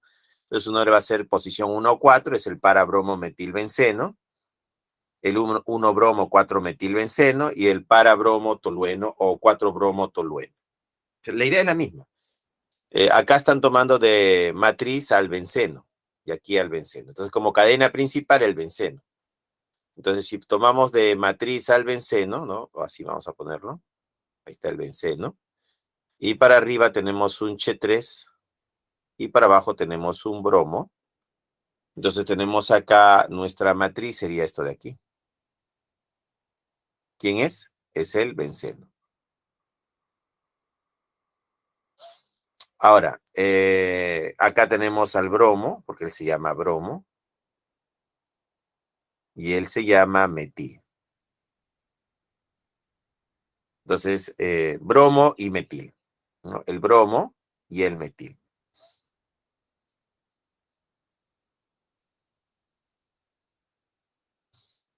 Si contamos por acá, si él fuese el carbono número 1, él sería 2, el de acá 3 y el de acá 4. Sería 1, 4. Lo mismo de acá, ¿no? Sería 1,4. Como vemos, los números son iguales. 1, 4, 1, 4. No puedo tomar una decisión con menor numeración. Entonces paso al orden alfabético. Entre la B y la M ganó la letra B, pues, ¿no? Entonces acá sería 1, 2, 3, 4, 5 y 6. ¿Ya? Entonces, ¿su nombre cuál va a ser? Su nombre va a ser 1-bromo, ¿no? 1-bromo. 4-metil. Benceno, pues, ¿no? Listo, ese es el nombre. 1-bromo, 4-metil benceno sería este de acá. Ahora, como está en la posición 1, 4, eso también se llama posición para. Entonces su nombre va a ser para-bromo, para-bromo, metil, benceno.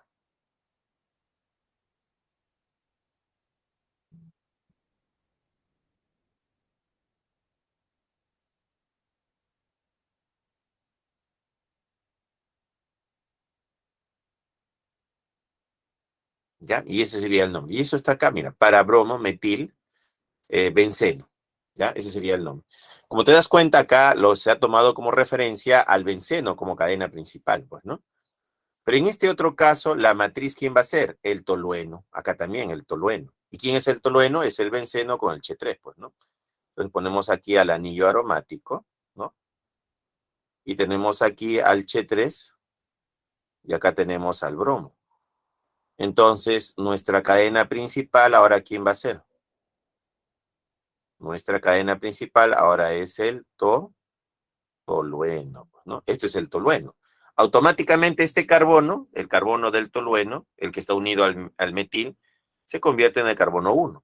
Él sería 2, el de acá sería 3 y el de acá 4. El de acá 5 y el de acá 6. Su nombre sería 4-bromo, ¿no? 4-bromo tolueno, ¿no? Ese va a ser su nombre. 4-bromo tolueno. Ya está. Pero como está en posición 1, 4, también es posición para.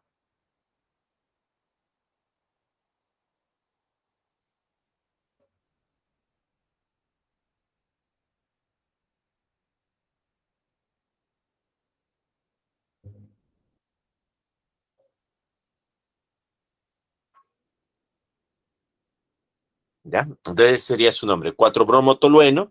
Y como es posición 1, 4, también se le pone para bromo tolueno, pues, ¿no? Y sería este nombre de acá. Listo, y con eso hemos dado un nombre a esta estructura. Como te das cuenta, tiene 4 posibles nombres. Por eso hay que analizar con cuidado qué posibles nombres puede tener la estructura. ¿Ya? Bien. Eso sería cuando es disustituido, cuando tiene 2 sustituyentes. ¿Ya? Cuando tiene 2. Seguimos. ¿Qué pasa si hay 3 o más sustituyentes? ¿No? Entonces, dice, ¿no? ¿Cómo se da el nombre? Primero hay que buscar la menor numeración. Claro, hay que buscar la menor numeración. Entonces, lo primero que hacemos es poner nuestro anillo, ¿no? Acá. Ahí está. Ponemos aquí al metil. Ponemos por aquí al cloro. Y ponemos por aquí al bromo.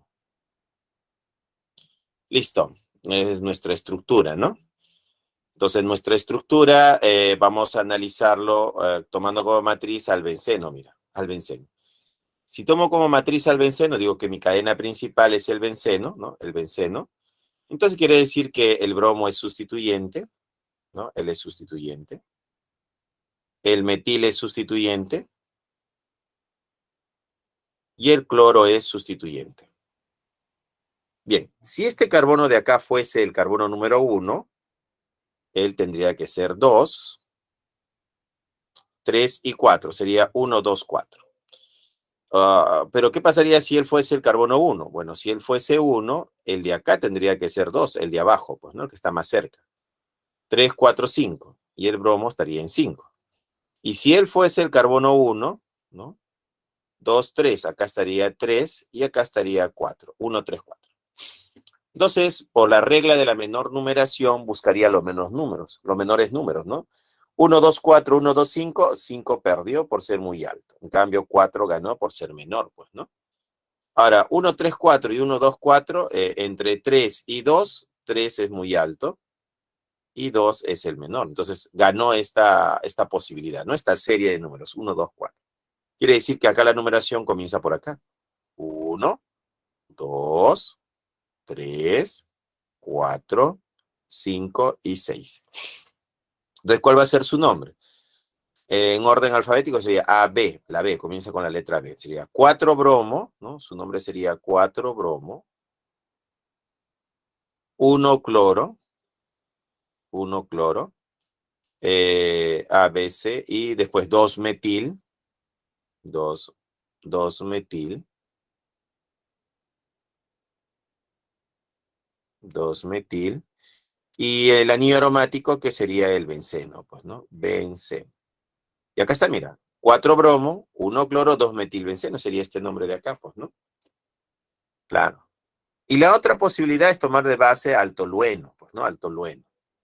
¿Qué pasaría si el tolueno es mi cadena principal? O sea, mi cadena principal sería el anillo aromático, o sea, el benceno, todo este anillo, más el Ch3. Entonces, todo esto se convierte en mi cadena principal. Automáticamente, el carbono que está unido al metil se convierte en el carbono 1. Por eso él se convierte en el carbono número 1. ¿Ya? Sería 2, 3, 4, 5. ¿No? Por eso se ha escogido a él como carbono 1. ¿Por qué? Porque estamos tomando de matriz al tolueno, ¿no? El benceno más el Ch3, todo esto es el tolueno. Entonces, este metil que está unido al carbono del benceno se convierte en carbono 1. 1, 2, 3, 4, 5. Entonces, su nombre va a ser 5-bromo, 2-cloro, tolueno. De ahí viene ese nombre, ¿no? Para esta otra estructura que tenemos acá, si tomamos de base al benceno, ¿no? Tenemos aquí al benceno. Ahí está el benceno. Y tendríamos aquí al grupo nitro. Aquí al grupo nitro. Y aquí al grupo nitro. Y por acá tenemos al metil. ¿Ya? Entonces, si acá la cadena principal fuese el anillo aromático, habría que escoger quién es el carbono número 1, ¿no? Podría ser él, el carbono 1, sería 1, 2, 3, ¿no? Acá sería 1, 2, 3, 1, 2, 3, 4, 5. Ahí está. Pues sería 1, 2, 3, 5, ¿no? Si fuese el carbono 1, sería 1, 2, 3, 4, 1, 2, 3, 4, 5, 6. Ahí está. Esto de acá y esto de acá es lo mismo, pues, ¿no? Sería 1, 2, 3, sería 1, 2, 3, 4, 5. Lo mismo. Y si él fuese el carbono 1, sería 1, 2, 3, sería 1, 3, 4, 5. Muy bien, viendo las numeraciones, a ver, vamos a ver qué podemos eliminar por acá. Bueno, 1, 3, 4, 5. 1, 2, 3, 5. 3 es mayor que 2 y 4 es mayor que 3, 5 son igual. Entonces, estos números son muy altos. No nos conviene. Nos conviene estos números que son menores, pues, ¿no? Entonces gana esta posición, ¿ya? Ahora, entre esta posición y esta posición tenemos 1, 2, 1, 2, 3, 5 y acá 4, 6. De 3 acá es 4 y de acá es 5, acá es 6. Estos números están muy, muy altos, pues, ¿no? Claro, el 4 y el 6 son números muy altos. Me conviene 3 y 5, que son números más bajos. Entonces la numeración puede comenzar por cualquiera de estos dos grupos nitro. ¿Ya? Entonces podríamos poner acá que la que vamos a considerar, bueno, como son simétricos, vamos a considerar esta de aquí. ¿Ya? Entonces va a ser 1, 2, 3, 4, 5 y 6. Así mismo, de esa forma. 1, 2, 3, 4, 5, 6. Se nombra compuesto orgánico en orden alfabético. A ver, metil y nitro, MN. Metil primero sería 2-metil, ¿no? Su nombre sería 2-metil. 1, 3 y 5. 1, 3 y 5, trinitrobenceno. Está bien, ese sería su nombre. Y en el otro caso es tomar de matriz al metil con el benceno, ¿no? Que sería el tolueno. Entonces, si yo tomo como cadena principal esta parte de acá, ¿no? Lo tomamos como cadena principal.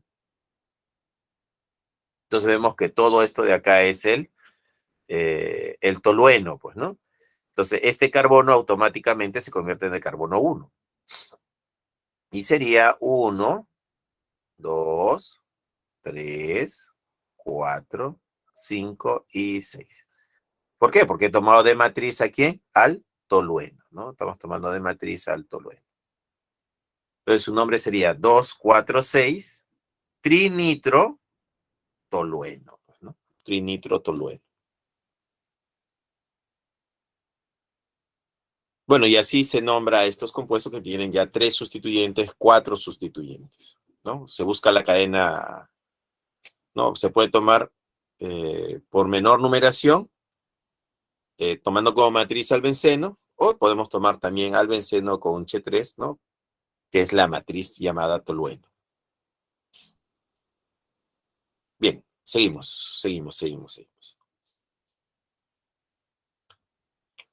Hidrocarburos aromáticos fusionados. Dos anillos aromáticos que están unidos sería el naftaleno. Las posiciones ya están establecidas aquí, ¿ya? Pues acá tenemos que este carbono es el carbono número 1, este carbono es el carbono 2 y este es el carbono 3. Como te das cuenta, los localizadores ya están establecidos. 1, 2, 3, 4, 5, 6, 7, 8. Ahora, a esta posición 1 es alfa.